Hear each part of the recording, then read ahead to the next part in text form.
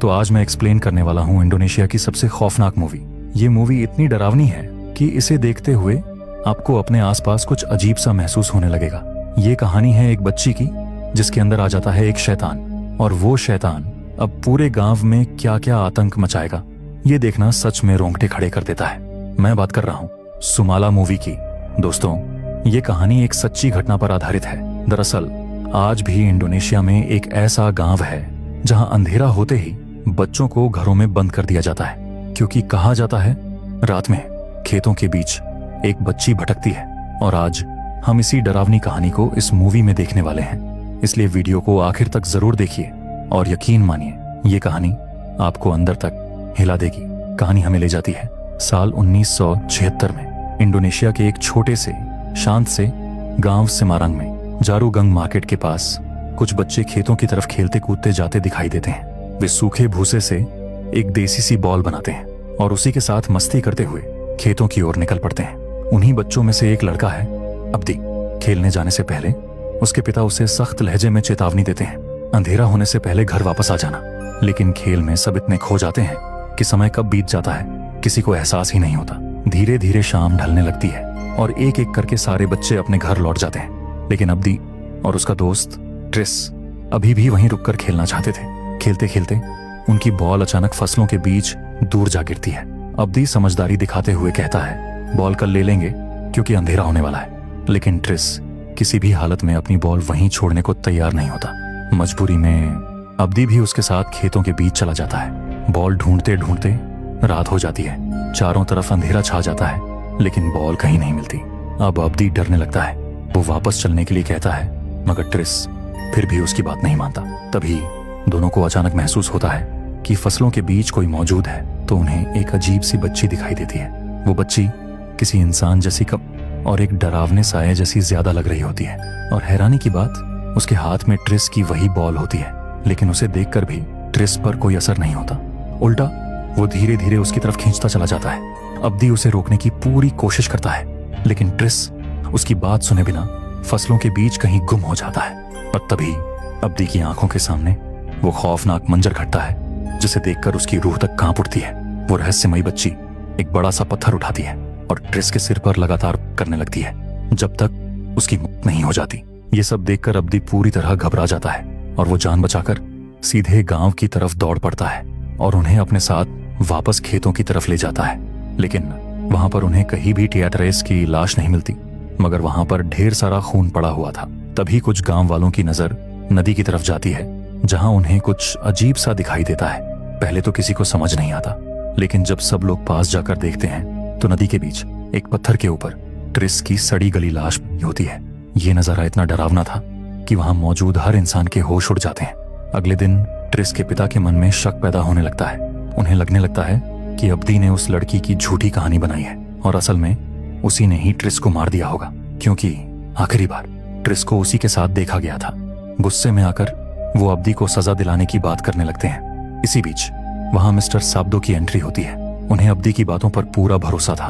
उन्हें यकीन होता है कि अब्दी झूठ नहीं बोल रहा। मिस्टर साब्दो सबको शांत कराते हुए कहते हैं ट्रिस को किसी इंसान ने नहीं बल्कि सुमाला ने मारा है। ये सुनते ही पूरे गांव में सन्नाटा छा जाता है, लेकिन किसी को भी ये नहीं पता था कि आखिर ये सुमाला कौन सी बला है। इसलिए मिस्टर साब्दो अब सुमाला की कहानी सुनाना शुरू करते हैं और कहानी हमें ले जाती है आज से 29 साल पीछे, यानी 1947 में। उस समय सेरंग गांव का सबसे अमीर आदमी था सोजिमन, जो अपने अंकल के साथ रहता था। सोजिमन की पत्नी का नाम था सोलेस्ट्री, जो बेहद खूबसूरत और आकर्षक थी। शादी को पूरे 11 साल हो चुके थे, लेकिन अब तक उनकी कोई संतान नहीं थी। इसी बात का फायदा उठाकर सोएजिमन के अंकल उस पर दबाव बनाने लगते हैं। वे चाहते थे कि उसकी जमीन फैक्ट्री बनाने के लिए बेच दी जाए ताकि उन्हें भारी मुनाफा मिल सके। अपनी जमीन तो वो पहले ही बेच चुके थे, लेकिन सोएजिमन अपनी पुश्तैनी जमीन बेचने के लिए बिल्कुल तैयार नहीं था, क्योंकि ये जमीन उसके खानदान की आखिरी निशानी थी। लेकिन उसके अंकल उसे धमकाते हैं। वो कहते हैं कि ये जमीन हसुंकारा फैमिली की भी है और सोएजिमन की कोई संतान नहीं है, इसीलिए बहुत जल्द ये जमीन उनके हाथ में आ जाएगी। ये बातें सोजिमन को अंदर से तोड़ देती हैं। बाद में वो अकेले में अपनी पत्नी सोलेस्ट्री से बात करता है, जिस दौरान वो काफी गुस्से में था। वो अपनी पत्नी से साफ साफ कह देता है, अगर 1 साल के अंदर बच्चा नहीं हुआ तो मैं दूसरी शादी कर लूंगा, क्योंकि मुझे अपनी पुश्तैनी जमीन किसी भी कीमत पर नहीं गंवानी। ये सुनकर सोलेस्ट्री पूरी तरह टूट जाती है। रोती हुई वो घर से बाहर चली जाती है। घर के बाहर बने एक छोटे से शेड में दो मजदूर आपस में बातें कर रहे होते हैं। अनजाने में उनकी बातचीत सोलेस्ट्री के कानों तक पहुंचती है।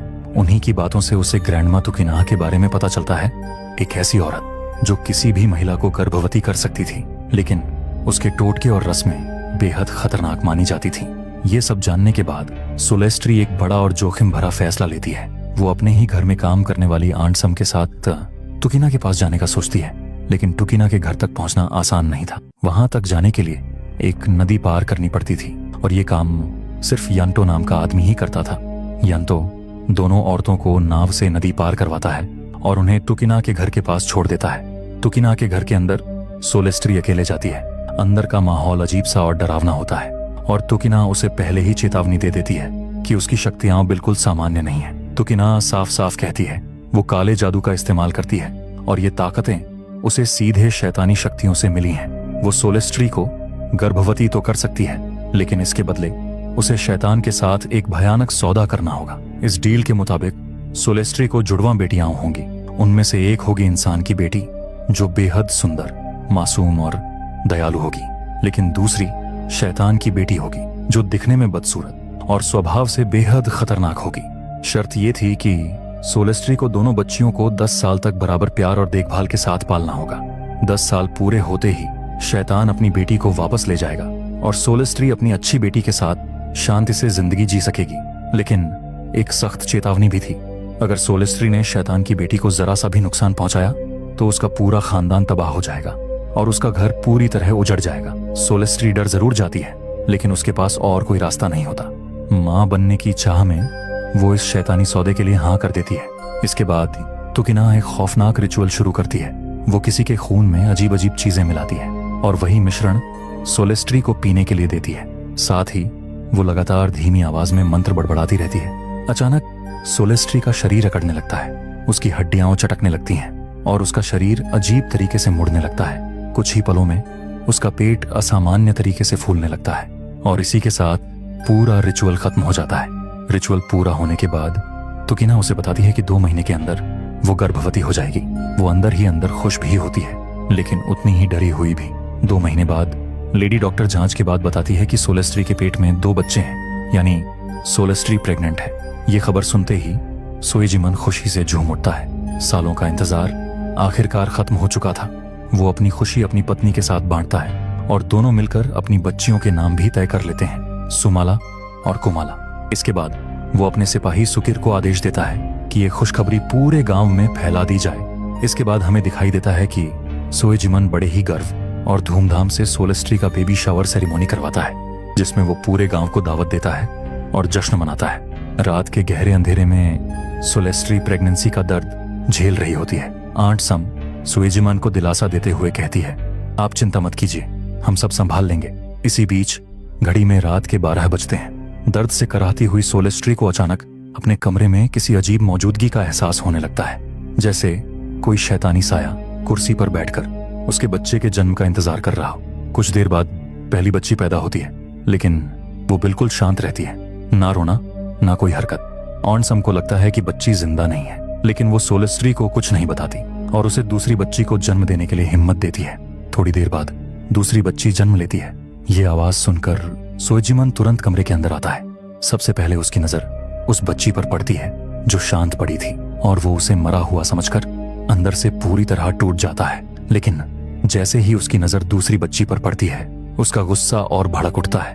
वो तुरंत समझ जाता है कि ये कोई सामान्य बच्ची नहीं है। सोएजिमन का धैर्य टूट जाता है। गुस्से में आकर वो बाहर से एक बड़ा सा चाकू लाता है और उस विकृत बच्ची को मारने के लिए हाथ में उठा लेता है। सोलेस्ट्री उसे रोकने की पूरी कोशिश करती है, क्योंकि वो जानती थी कि उसने शैतान से क्या सौदा किया है। लेकिन सोएजिमन को इस डील के बारे में कुछ भी पता नहीं होता और गुस्से में अंधा होकर वो चाकू सीधे उस बच्ची की देता है और उसी पल उस बच्ची की मौत हो जाती है। तभी अचानक वो पहली बच्ची, जो अब तक बिल्कुल शांत थी, जोर जोर से रोने लगती है। खुशी में वो तुरंत गांव वालों को ये खुशखबरी सुनाने के लिए कहता है। इसके बाद कहानी 3 साल आगे बढ़ती है, यानी 1950 में। जो बच्ची जिंदा बची थी उसका नाम रखा जाता है कुमाला, लेकिन वो जन्म से ही बाईं तरफ से विकलांग होती है। 3 साल की होने के बावजूद वो ठीक से ना बोल पाती है और न ही अपने पैरों पर चल पाती है। अब करीब 2 साल बाद का सीन हम देखते हैं। कुमाला आंगन में अपनी साइकिल से खेल रही होती है। तभी सोलेस्ट्री उसे खेलने से मना करती है, लेकिन अचानक कुमाला गुस्से में उस पर चिल्लाने लगती है। ये सब सोएजिमान अपनी आंखों से देख रहा होता है। वो गुस्से और दर्द में सीधे अपने कमरे में चली जाती है और अपना सिर बार बार बिस्तर पर पटकने लगती है। ये देखकर सोएजिमान तुरंत सुकिर को बुलाता है। सुकिर आकर कुमाला को रस्सी से जकड़ने लगता है। सोलेस्ट्री बार बार सोएजिमान को रोकती है, ऐसा मत करो, वो बच्ची है। लेकिन सोएजिमान उसकी एक नहीं सुनता। वो कुमाला को घसीटते हुए बाहर ले जाता है और शेड जैसी एक अंधेरी जगह में उसे बंद कर देता है। अब कहानी आगे बढ़ती है 1955 में। अचानक कुमाला घर से गायब हो जाती है।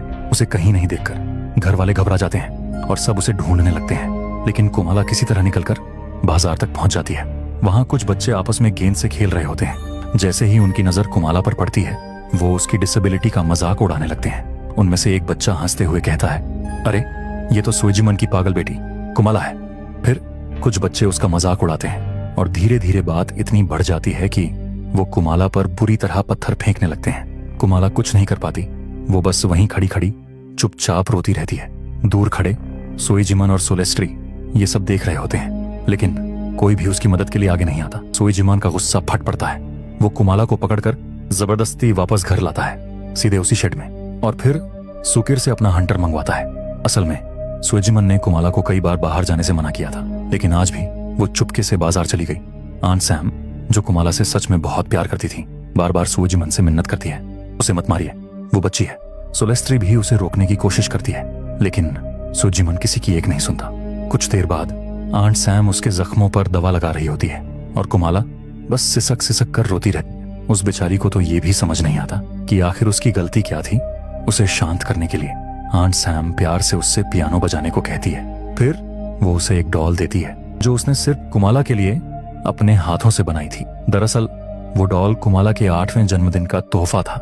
डॉल को देखते ही शायद पहली बार कुमाला के चेहरे पर दिल से मुस्कान आती है। उसी रात कुमाला अपनी डॉल को सीने से लगाकर सो रही होती है। तभी उसके कमरे की अलमारी की तरफ से हल्की हल्की चलने फिरने की आवाज आने लगती है और फिर कोई धीमी आवाज में बार बार उसका नाम पुकारता है, कुमाला, कुमाला। तभी उसे वहां एक लड़की दिखाई देती है, बिल्कुल उसके जैसी। वो उसकी जुड़वां बहन सुमाला। सुमाला उसे बताती है कि वो उसकी ट्विन सिस्टर है, जिसे पैदा होते ही सोएजिमान ने मार दिया था। वो ये भी कहती है कि उसे सिर्फ इसलिए मार दिया गया क्योंकि वो सुंदर नहीं थी। शुरुआत में कुमाला उसकी आत्मा से डर जाती है, लेकिन सुमाला उससे बहुत प्यार से बात करती है। वो उसे भरोसा दिलाती है कि वो उसे कोई नुकसान नहीं पहुंचाएगी, बल्कि हमेशा उसकी रक्षा करेगी, क्योंकि वो उसकी बहन है और बहनें एक दूसरे को कभी नुकसान नहीं पहुंचाती। इतना कहकर सुमाला आगे बढ़ती है और कुमाला को गले लगा लेती है और शायद पहली बार कुमाला को किसी अपने का एहसास होता है।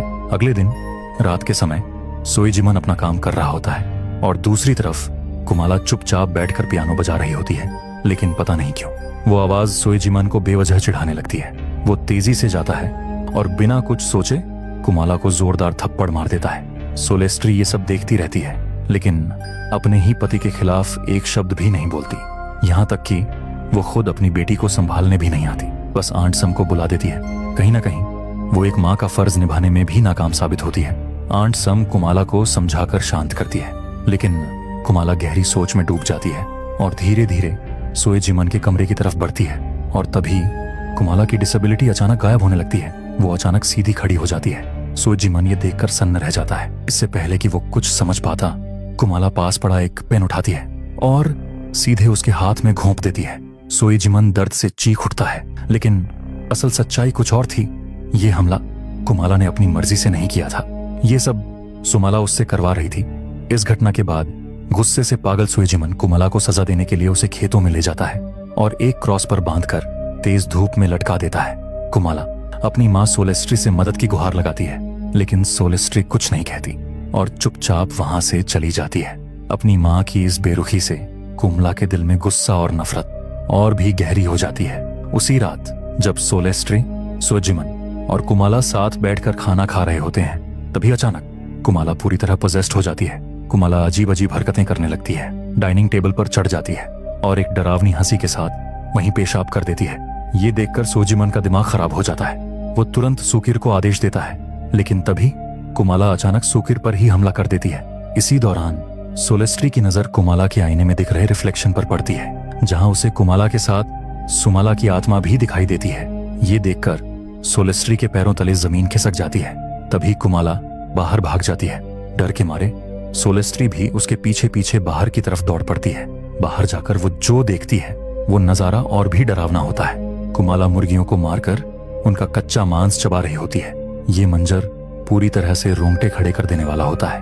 अगले दिन जब कुमाला को थोड़ा होश आता है तो आंट सम उससे प्यार से बात करती है और पूछती है कि वो ऐसी हरकतें क्यों कर रही है। तब कुमाला उसे पूरा सच बता देती है। सुमाला की आत्मा है जो हमेशा उसके साथ रहती है और वो ही यह सब कुछ कर रही है। ये सारी बातें बाहर खड़ी सोलेस्ट्री चुपचाप सुन लेती है। तभी उसे एहसास होता है कि शैतान के साथ की हुई डील तोड़कर उसने बहुत बड़ी गलती कर दी है।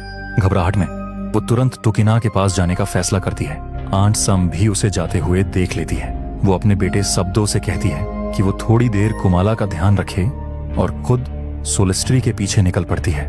दोस्तों, अगर आपने आंट सम के बेटे के नाम पर गौर किया होगा तो उसका नाम भी शब्दो ही है, और गांव वालों को जो ये पूरी कहानी सुना रहा है उसका नाम भी शब्दो है। यानी आंट सम का बेटा ही गांव वालों को ये पूरी कहानी सुना रहा होता है। मतलब ये पूरी कहानी उसी की आंखों देखी सच्चाई है। वापस कहानी में आते हैं। सोलेस्ट्री सीधे मिस्टर यांटो के पास जाती है और उससे कहती है कि उसे नाव से टुकिना के पास ले चले, लेकिन यंटो उसे बताता है कि टुकिना की तो पिछले महीने ही मौत हो चुकी है।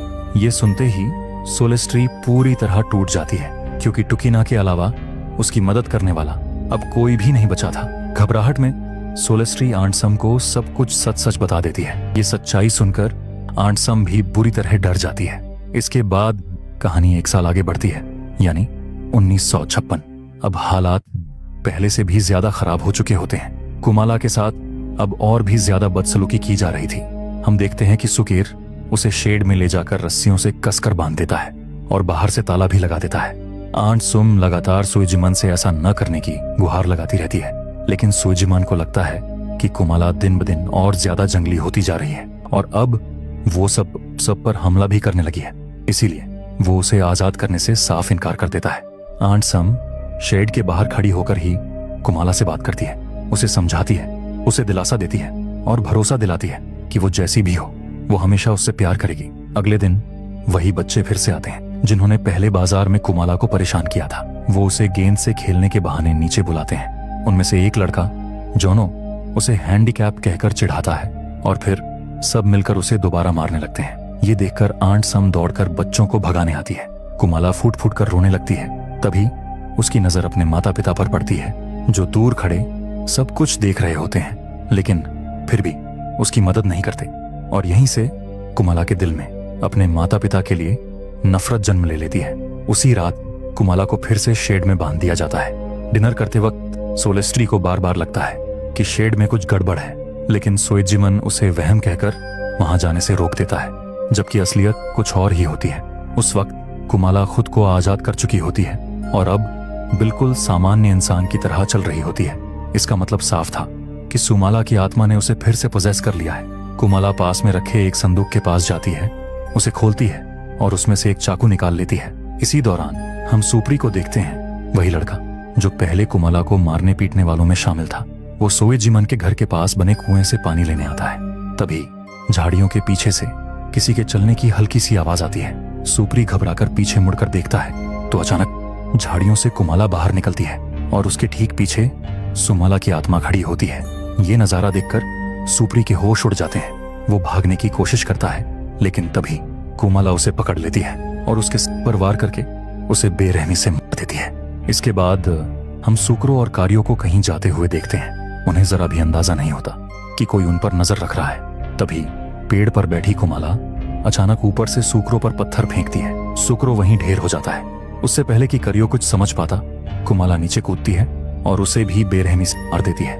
अगली सुबह पूरे गांव में हड़कंप मच जाता है। लोग गायब हुए बच्चों को ढूंढने निकलते हैं, लेकिन ना तो बच्चे मिलते हैं और ना ही उनकी लाशें। डर इतना बढ़ जाता है कि गांव वाले तय करते हैं अगले दिन पास के गांव में भी खोज की जाएगी।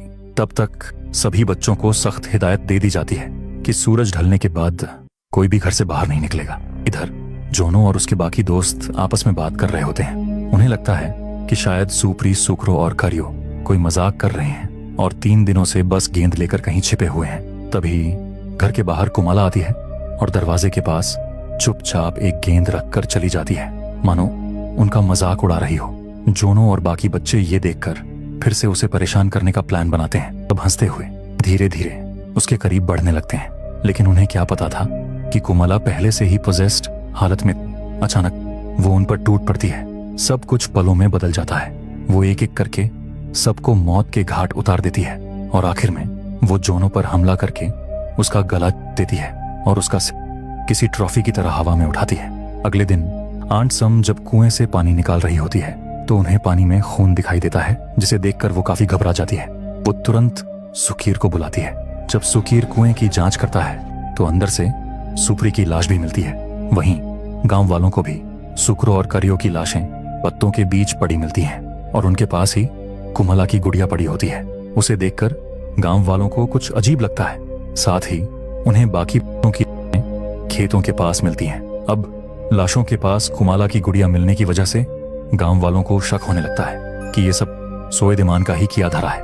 इसलिए सब लोग मिलकर सोएजिमन के घर जाते हैं। गांव वालों को सोएजिमन के साथ साथ कुमाला पर भी शक था, क्योंकि कुमाला के अजीब बर्ताव से गांव वाले पहले से ही वाकिफ थे, जिस पर सोएजिमन गांव वालों से साफ साफ सबूत मांगता है, लेकिन उनके पास कोई पुख्ता सबूत नहीं होता सिवाय उस मामूली सी गुड़िया के।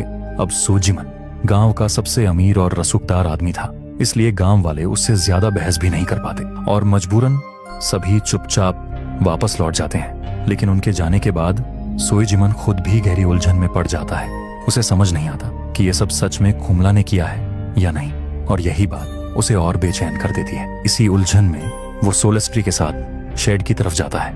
वहां पहुंचकर उन्हें दीवार में एक बड़ा सा छेद दिखाई देता है, जिसे बोरे से ढक रखा था, यानी कुमला रात में इसी रास्ते से बाहर निकली होगी। अब सोएजिमन को यकीन होने लगता है कि गांव में मारे गए सारे बच्चे कुमला के हाथों ही मरे हैं। लेकिन तभी सोलेस्ट्री उसे सच बताती है। वो कांपती आवाज में कहती है, ये सब कुमाला ने नहीं बल्कि सुमाला की आत्मा ने उससे करवाया है। वो सोएजिमन को उस शैतान के सौदे के बारे में भी बताती है जो उसने बच्चा पाने के लिए किया था। ये सुनते ही सोएजिमन की सांसें थम जाती हैं। वो तुरंत कुमाला से बात करने जाता है। शुरू में कुमाला कुछ नहीं बताती, लेकिन जब सोएजिमन उसे भरोसा दिलाता है कि वो उसे कोई नुकसान नहीं पहुंचाएगा, तब कुमाला रोते हुए सारा सच स्वीकार कर लेती है। वो बताती है कि ये सारे कत्ल सुमाला की आत्मा ने उसे पोजेस करके करवाए हैं। ये सुनते ही सोएजिमन गहरी सोच में पड़ जाता है। वो तुरंत नीचे जाता है, सुकीर को बुलाता है और सख्त आदेश देता है कि कुमाला को शेड में और भी कसकर बांधा जाए। कहानी एक खतरनाक मोड़ लेती है। अब सोएजिमन फैसला करता है कि उसे मिस्टर कुस्नो के पास जाना होगा। वो असल में एक तांत्रिक था जिसे आत्माओं और काले जादू का काफी ज्ञान था। उधर सुकीर सोएजिमन के कहने पर कुमाला को शेड के अंदर और भी ज्यादा कसकर बांध देता है। कुमाला लगातार रो रही होती है। उसे समझ ही नहीं आ रहा होता कि उसके साथ ये सब क्यों हो रहा है। तभी आंट सम वहां आती है और उसे शांत करती है। आज रात कुमाला का 9वां जन्मदिन भी होता है। कुमाला धीमी आवाज में आंट सम को थैंक यू कहती है, जो प्यार उसने अब तक कुमाला को दिया था। फिर कुमाला उससे गिफ्ट में सिर्फ एक ही चीज मांगती है कि वो उसे छोड़कर चली जाए। दरअसल सुमाला की आत्मा ने उसे बता दिया था कि जैसे ही रात के 12 बजेंगे वो पूरी तरह उस पर कब्जा कर लेगी और सबसे अपनी मौत का बदला लेगी। कुमाला नहीं चाहती थी कि पोजेस्ड होने के बाद वो आंट सम या उसके बेटे साब्दो को कोई नुकसान पहुंचा दे।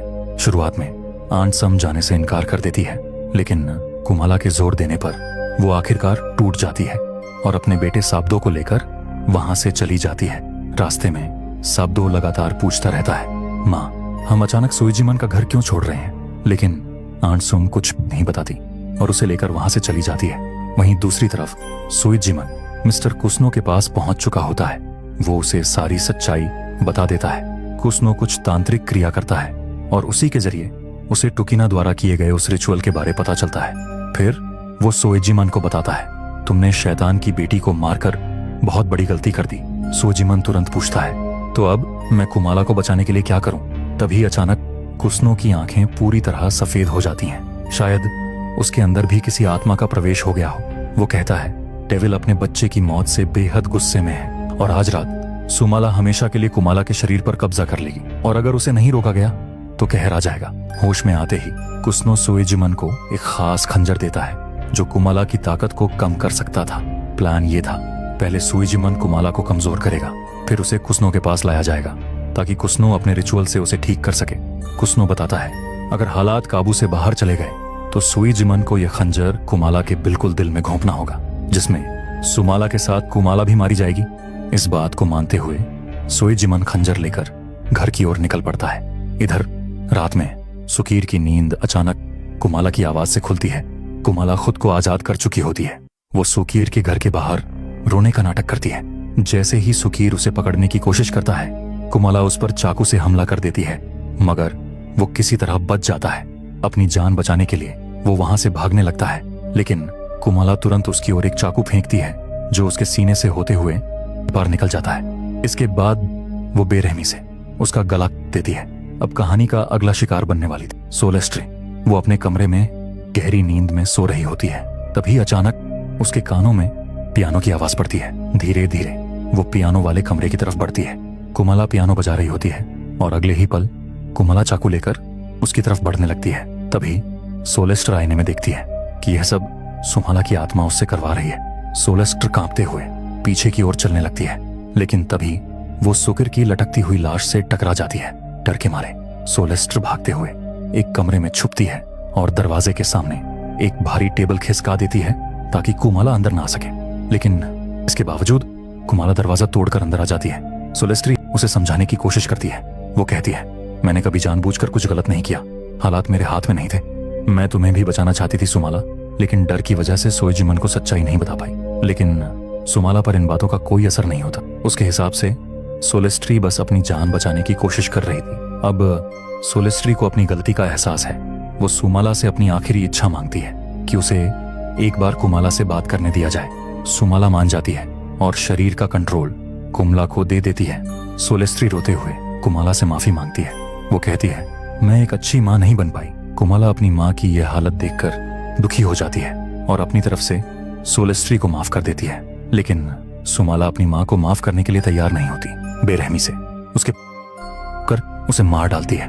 कुछ देर बाद सोएजिमन घर पहुंचता है। सीढ़ियों के नीचे उसे सुकिर की लाश दिखती है। जैसे ही वो ऊपर जाता है, उसे सोलेस्ट्री की भी लाश दिखती है। ये सब देखकर वो पूरी तरह टूट जाता है। उसे एहसास होता है कि सुमला को मारना और कुमला के साथ किया गया सारा अत्याचार उसकी गलती थी। अब वो किसी भी हाल में इस गलती को सुधारना चाहता है। तभी उसकी नजर कमरे में रखी चेयर पर पड़ती है। उस पर कुमाला बैठी होती है। अगले ही पल सुमाला कुमाला के मुंह को खोलकर उसके शरीर के अंदर घुस जाती है। अब सुमाला और कुमाला एक हो चुकी थी।